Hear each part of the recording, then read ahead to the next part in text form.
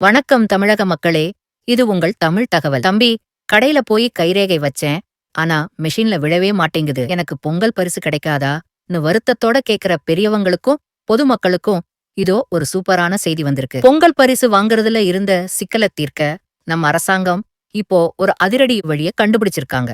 அது என்னன்னு இப்போ விலாவாரியா பார்ப்போம். பொங்கல் பரிசு என்னென்ன? நம்ம ஊர்ல இருக்கிற 2.22 கோடி அரிசி குடும்ப அட்டைதாரர்களுக்கும், இலங்கை தமிழர் மறுவாழ்வு முகாம்ல இருக்கிறவங்களுக்கும் தலா 1 கிலோ பச்சரிசி, 1 கிலோ சர்க்கரை, ஒரு முழு கரும்பு, இதோட சேர்ந்து 3000 ரூபாய் ரொக்கப் பணத்தையும் அரசாங்கம் ஜனவரி 8ஆம் தேதியில இருந்தே கொடுத்துட்டு வராங்க. என்ன பிரச்சனை வந்தது? வழக்கமா ரேஷன் கடையில ஒரு மின்னணு கருவியில உங்க கைரேகைய வச்சாதான் பொருளை கொடுப்பாங்க.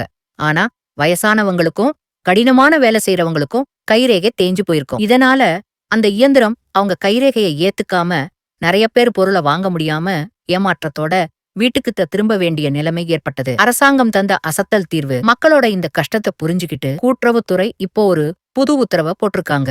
அதுல என்ன சொல்லிருக்காங்கன்னா, கண்ணை பார்த்து அடையாளம் காணுதல். உங்க கைரேகை விழலனா கவலைப்படாதீங்க. உங்க கண்ணுல இருக்கிற கருவிழிய சரிபார்க்கிற கருவி மூலமா உங்களை உறுதி செஞ்சு பொங்கல் பரிசை உடனே கொடுத்துருவாங்க. புகைப்படம் எடுத்தல். ஒருவேளை கண்ணை சரிபார்க்கிறதுலயும் சிரமம் இருந்தா குடும்ப அட்டைதாரரை அங்கேயே ஒரு புகைப்படம் ஒளிப்படம் எடுத்துட்டு அவங்க கிட்ட கையொப்பம் வாங்கிட்டு பொருளை கொடுத்துடுவாங்க. அனுமதி சீட்டு டோக்கன். உங்ககிட்ட ஏற்கனவே அரசாங்கம் கொடுத்த அனுமதி சீட்டு இருந்தா அதை வச்சே உங்களுக்கு பரிசை தந்துடுவாங்க. கோயம்புத்தூர் உள்ளிட்ட பல மாவட்டங்கள்ல இந்த கைரேகை பிரச்சனை அதிகமா இருந்தது. இப்போ இந்த மாற்று வழிகள் வந்ததால மக்கள் எல்லாரும் ரொம்ப சந்தோஷமா இருக்காங்க. யாரும் கூட விடுபட மாட்டாங்க. முதலமைச்சரோட தாயுமானவர் திட்டத்துல எப்படி பலவீனமானவங்களுக்கு நேரடியாவே உதவி கிடைக்குதோ அதே மாதிரி இந்த திருநாளிலும் யாரும் விடுபடக்கூடாதுன்னு அரசாங்கம் ரொம்ப உறுதியா இருக்காங்க. அதனால கைரேகை விழலையேன்னு யாரும் இனிமே பதட்டப்பட வேண்டாம். என்ன மக்களே, இந்த தகவல் உங்களுக்கு நிம்மதியை தந்ததா? தமிழக அரசாங்கத்தோட இது போன்ற அதிரடி மாற்றங்கள்